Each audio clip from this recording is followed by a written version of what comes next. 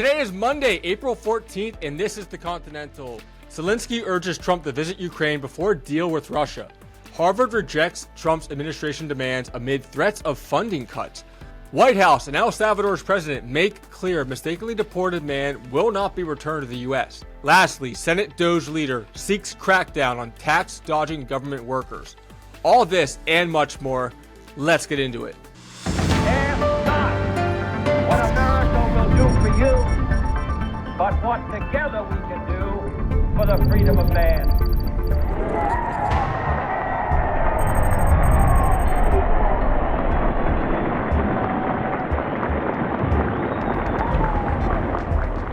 Zelensky is trying desperately to get Trump's help on Monday. Speak up in the comment section below if you think Zelensky is doing enough to get Trump's help.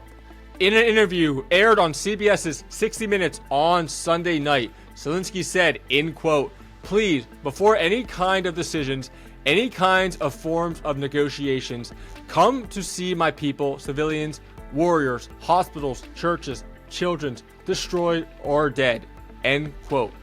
Russia recently fired missiles at Ukrainian soldiers, killing over 50 of them.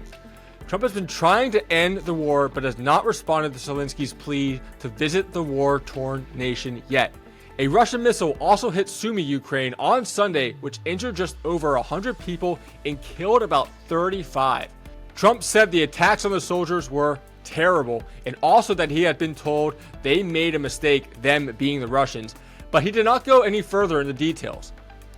This all being said, will anything be able to stop Putin from taking over Ukraine completely? Will Trump actually give in to Zelensky's plea and visit the homeland before meeting with Putin and making any long-term decisions with the Kremlin?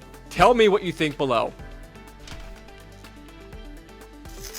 What bold move did Harvard make on Monday? Was this simply a stance of bold academic freedom or reckless defiance?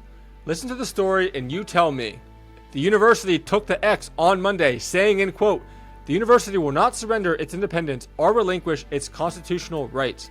Neither Harvard nor any other private institution can allow itself to be taken over by the federal government." What exactly were the demands Trump and his administration sent Harvard?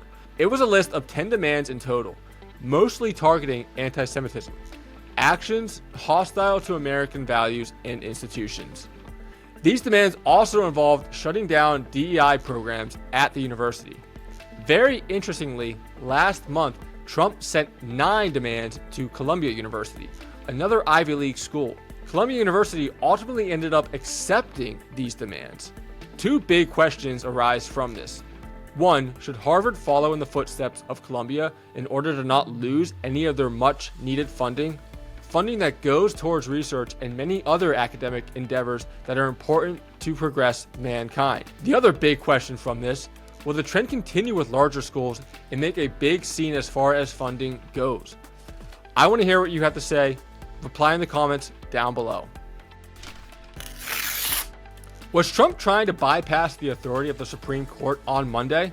Tell me below in the comments after you hear this story.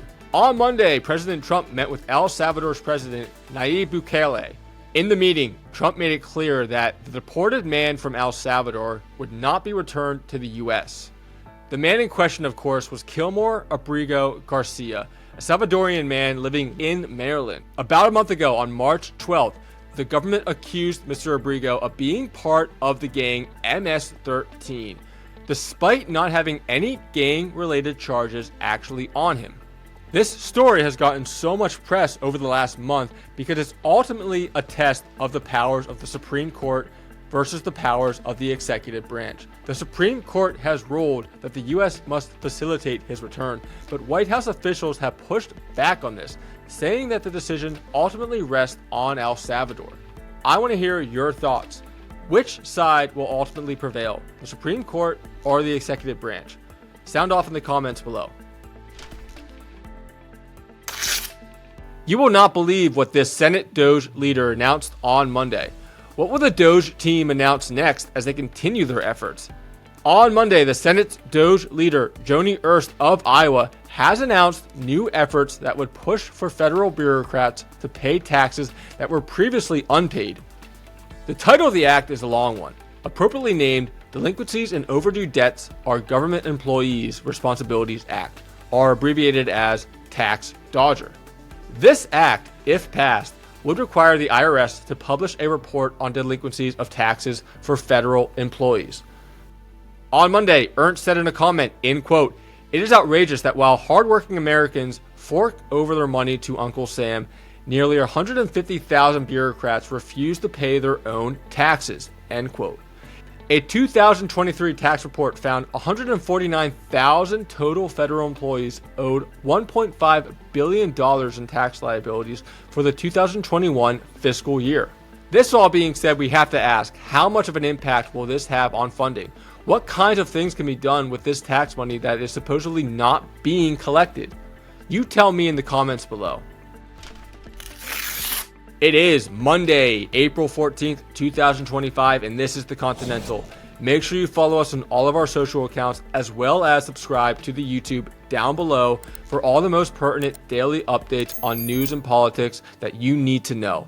Until then, we will see you tomorrow. Take care.